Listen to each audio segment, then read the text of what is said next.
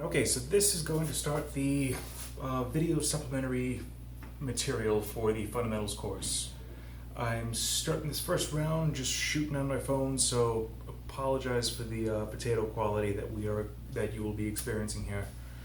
Okay, but first thing we're going to get back to is the sword. This is what we refer to as the Longsword. It is a weapon on which we typically keep two hands. One-handed use is less common. It's just a little bit unwieldy to use this way. Most of the time, if we are taking one hand off the hilt, it is because we have our opponent in some kind of grapple where we can present the point or do something else to them, or we're on horseback. Those are the two situations in which you most commonly see the bottom hand come off the sword. Parts of the sword. The sword is divided into two sections. We have everything from here on up is the blade, and from everything from here on over is the hilt. The blade is divided into two imaginary sections. The half here near the tip is called the weak, and the half that's down here is called the strong. This is not something we need to get into right away, but just for now, know that the concept is there for the sake of understanding leverage and the way we interact with other swords. This, of course, is the tip. The Middle High German word for this is Ort. Just keep that in mind, as the Ort will appear as a suffix here and there. If I hold the sword out in front of me like so, then I have two edges. I always have two edges, but if I hold it out in front of me, I see that there is an edge that faces away from me and an edge that faces towards me. The one away from me is the long edge. The one facing me is the short edge. We draw a line here. We make a distinction just because there are actions performed with both, and depending on which side you're cutting with, your mechanics will change. Now, once again, from here on over is the hilt. This is the crossguard, or the quillons. They are here to protect your hands. Just enough. There's just enough here to keep your hands safe if you know what you're doing, which you will. Here's the handle, or the grip. Exactly as the name implies, it's there for you to put your hands on. This bit down here is the pommel.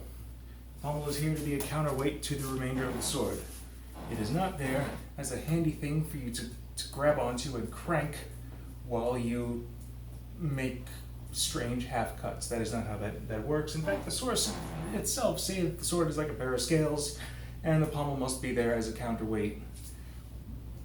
Blah, blah, blah, blah, blah. Anyway, pommel is there as a counterweight for the rest of the sword. It also makes a handy striking surface.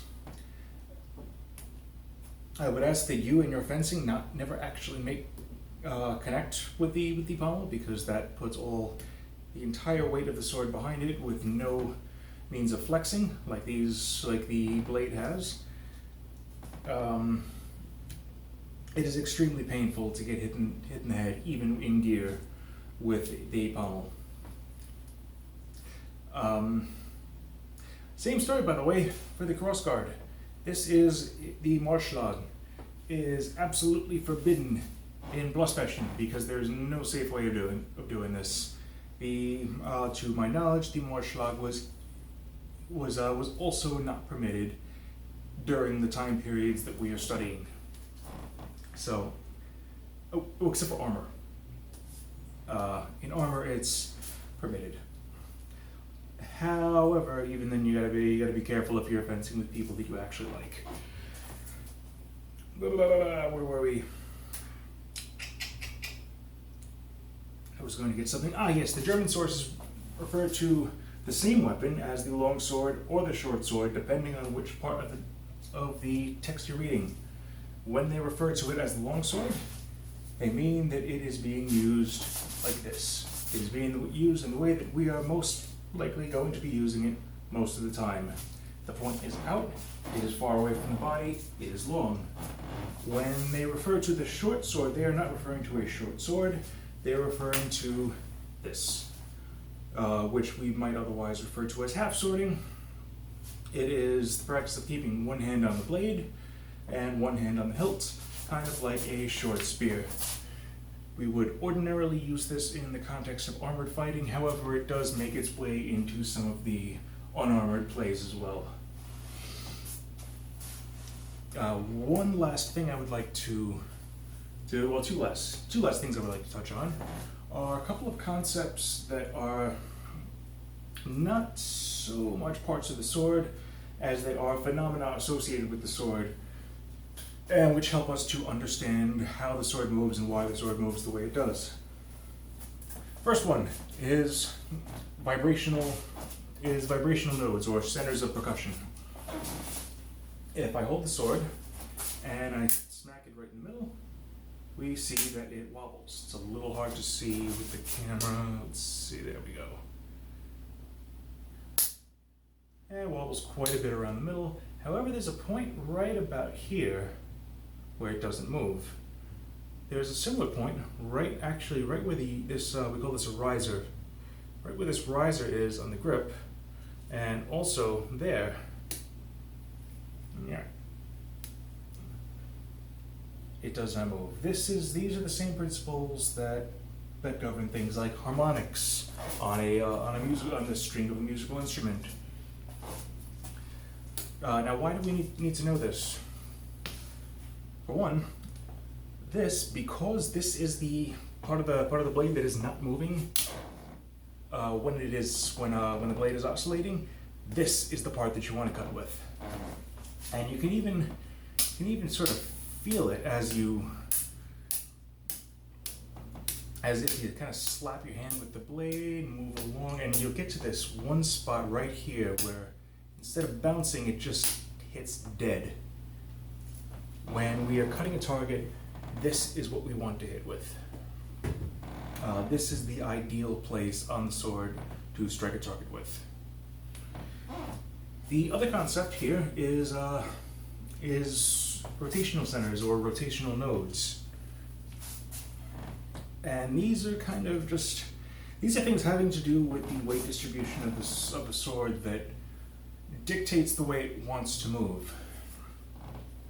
And the most significant of these with the longsword, and the one that I'm going to get into here, is the one that exists at the tip. And how we observe this is by pinching the cross guard right in the middle and letting the point hang.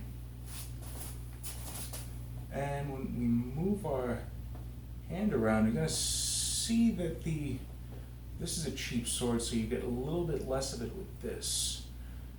You see how the point sort of wants to stay still, even though everything else is moving around it.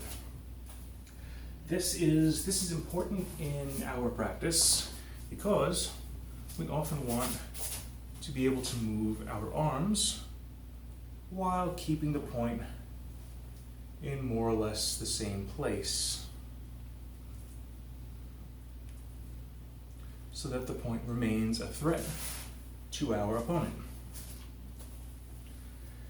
I don't believe there's anything else to cover there.